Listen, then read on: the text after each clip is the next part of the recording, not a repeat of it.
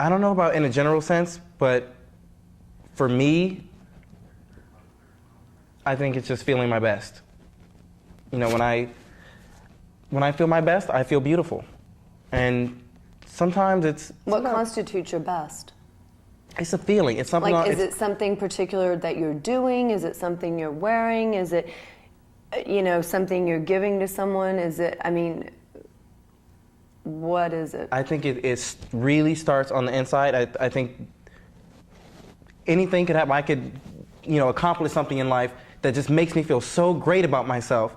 And I could, you know, look in the mirror and I just feel so beautiful at that moment. It's something on the inside that when I do feel my best, when I feel very optimistic and just feel, you know, great, it shows itself on my outside. I'll dress a certain way. I want to put on makeup now because I feel so good. You know, I'll do my hair in a stylish way or something, you know. Right. But it started on the inside. It wasn't the other way around. Right.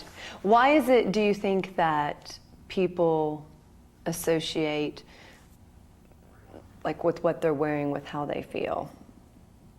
I mean, they're connected. I do think they're connected. You know, I just think for me the direction is opposite, you know, from the typical direction of you'll dress up, and because you're dressed up, you feel beautiful. Feel good. But I dress up because I feel beautiful. That's interesting. So if you're not feeling beautiful a certain day, are there days that you don't feel beautiful? Oh, I haven't felt beautiful in the past week until yesterday. So how do you dress if you are not feeling beautiful? I won't, like my hair, I won't even touch it. And then I haven't touched my hair in about a week, you know, before yesterday.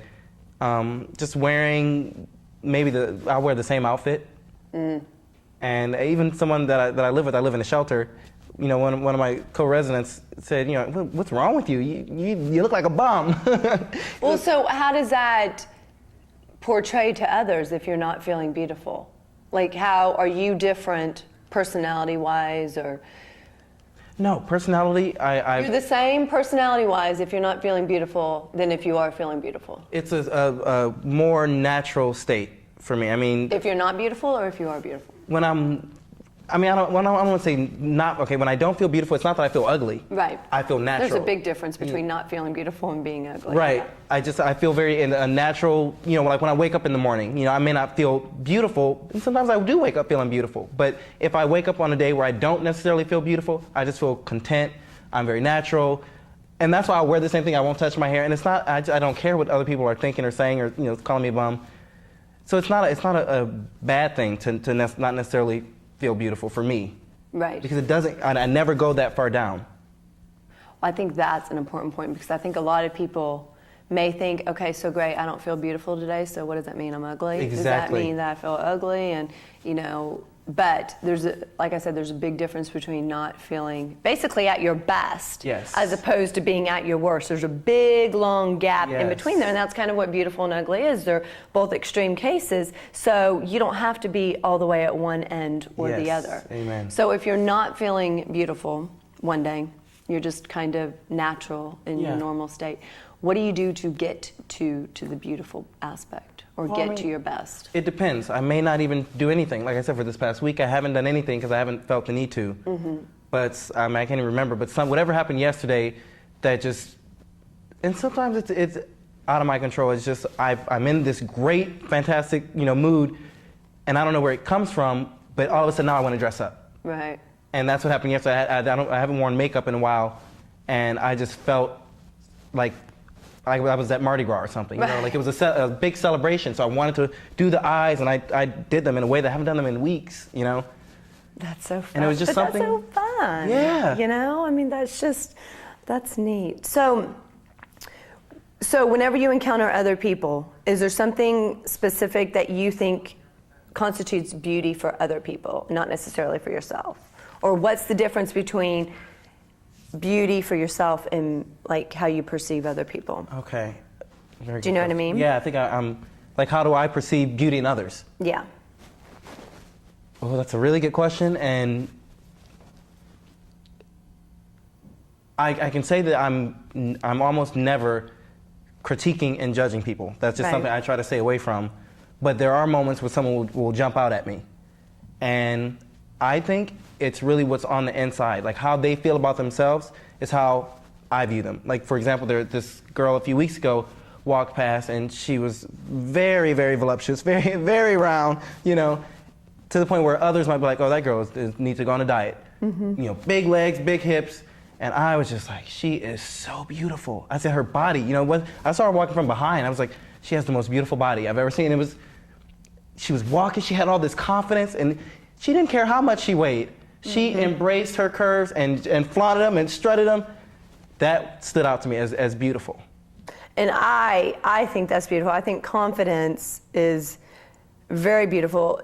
You could, you know, people could think you were, you know, like you said, a hideous mess.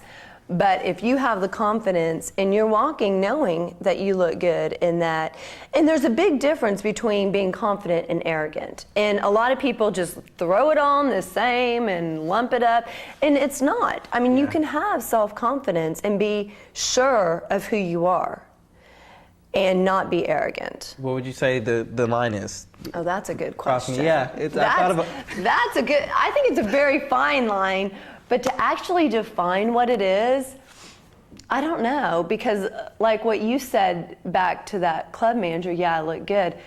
That, to me, if somebody said that, that would be borderline. I would be like, okay, cocky. Yeah, see, that's what you know, because we're not used to hearing people being that assured of themselves and patting themselves on the back saying, yeah, I do look good. But the thing is when you're at your house and you're getting ready to leave, you look in the mirror and go, yeah, I look good. So what's the difference between saying it to yourself and saying it to someone else? I've thought about this, and I'm very guilty of this. There are times when I slip into arrogant, but it'll be at a time, let's say I'm walking through Beverly Hills or something, and I feel, you know, inferior because I don't have the money to be there, but, you know, I go wherever, you know, but if I feel a little inferior, I want to overcompensate by walking in a way that I'm just like, I'm better than everyone else. And I want to have my sunglasses. I want them to think that I'm the biggest celebrity in town. You know, but it's all being fake and phony. Right. You know, I can walk my natural self. I can pull my sunglasses off and walk through Beverly Hills. And be just your natural self. Yeah, and everything's just fine. And so I think for me, whenever it becomes, I'm better than others, that's when I've gone too far. Right. I can think that I am #1 beauty on the planet. That's fine. I was just going to say, when you're not grounded, I think, is when you're arrogant. I mean, you can be self-confident and still be grounded and be able to talk to people. And, yes, that's key.